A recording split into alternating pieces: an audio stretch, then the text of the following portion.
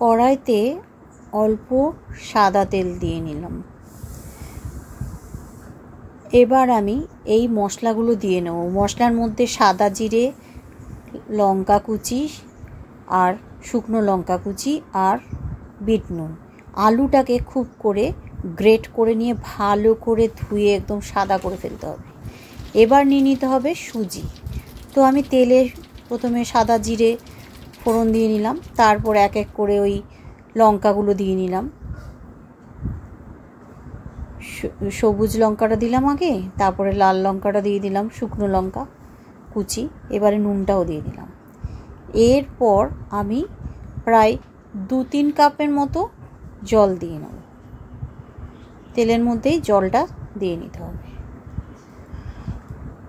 এবার আমি কি করব, যদি আরেকটু জল লাগে আরেকটু দিতে পারেন, তা আপনি যতটা পরিমাণ মানে বানাবেন সেই তার উপর নির্ভর করছে।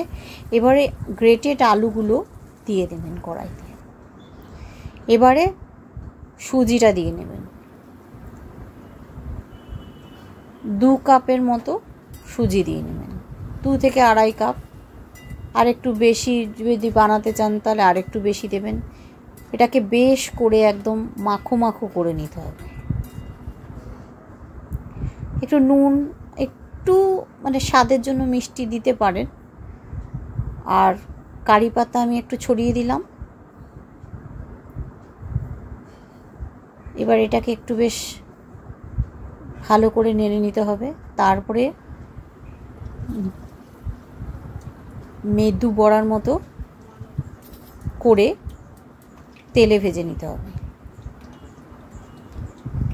অল্প অল্প করে, যাতে ভেঙে না যায়, অল্প অল্প করে নাড়তে হবে। কম আঁচে প্রথমে লো ফ্লেমে আর কি করতে হবে, ভাজতে হবে, যাতে ভেঙে না যায় এবং ভিতরটা কাঁচা না থাকে।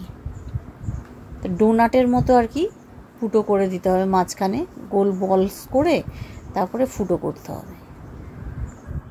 কোনো কিছু দিয়ে ফুটো করে নেবেন, তারপরে এটা এপিট ওপিট করে বেশ কড়কড়ে করে ভেজে নেবেন। আর এগুলো প্রত্যেকটা মচমচে হবে, একদম কড়কড়ে ক্রিস্পি ক্রাঞ্চি টাইপের খেতে লাগবে। আমি ভেজে তুলে নিচ্ছি, 3টে করে দিচ্ছি। কড়াইটা আমার খুবই ছোট, বেশি দেব না, নাড়াচাড়াতে ভেঙে যাবে।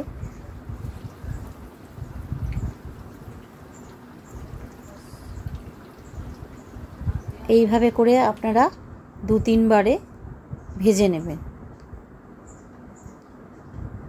আমি একদিকে রেখেছি ভাজাগুলো, একদিকে কাঁচাগুলো রেখেছিলাম।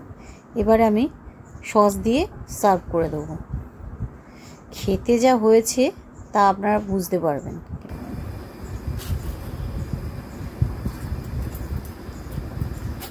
ক্রাঞ্চি ক্রাঞ্চি, একদম ক্রিস্পি ক্রাঞ্চি খেতে। আওয়াজটা বুঝতে পাচ্ছেন তো, পুরো কড়ক কড়ক আওয়াজ। সুজির জন্য এটা আর কি খুব ক্রাঞ্চি ক্রাঞ্চি খেতে লাগবে, দারুণ।